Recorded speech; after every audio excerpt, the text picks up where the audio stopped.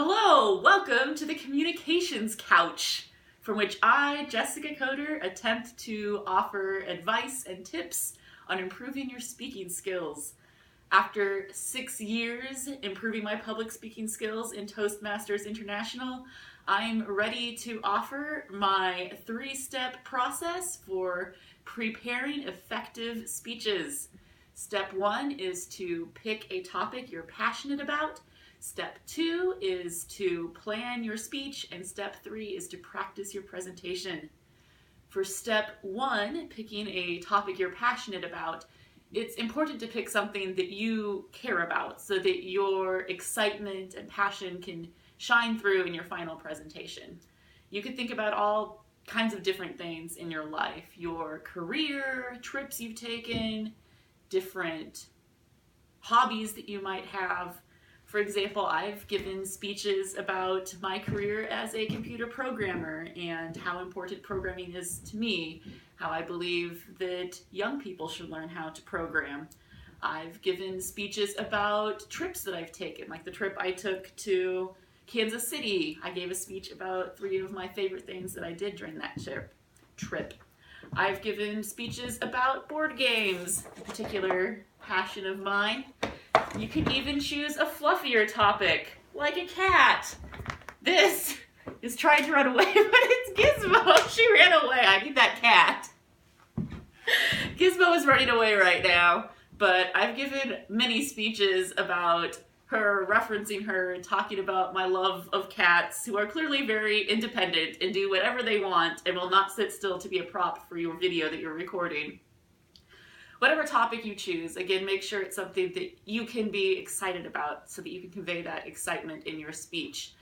And remember that no topic is too big or too small. Smaller topics can be expanded upon, and bigger topics can be broken down to form multiple speeches. Once you've chosen your topic, it's time to move on to step 2 of planning your speech. Think about a few main points that you want to make about your topic. 2 to 4 is a good number to aim for.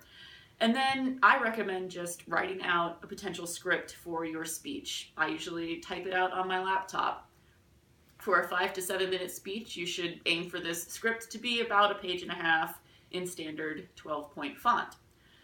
As you type out your speech, as you plan it out, this is also the time to look for other source material, quotes, references, anything that you might need to flesh out your speech and make it more interesting to your audience or more convincing if you're trying to persuade them of something. You can also add annotations to the speech, notes of when you want to make certain gestures or change your tone of voice, certain words you want to emphasize. Those can be annotated on your script as well. Once you have your script planned out, I'd recommend reading it aloud once or twice to make sure that it falls within the timing guidelines that you need for your speech.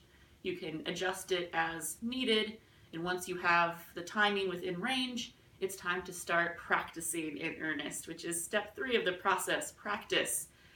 Practicing is more than just that read through for timing guidelines. When you practice your speech, you want to present it as you really would for an audience. So if you're going to stand up when you give your presentation, you'll want to stand up when you're practicing.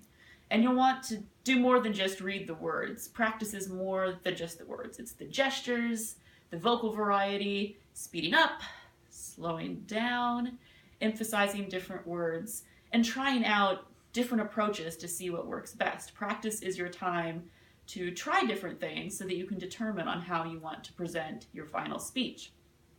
It's important to see how you look when practicing as well, so I recommend practicing in front of a mirror or recording your speech for future playback so that you can see what worked and what didn't. Sometimes it's hard to tell yourself what's most effective in the speech, so it's also helpful to get somebody to watch your speech and to give you feedback. A friend or a family member is a great candidate for that.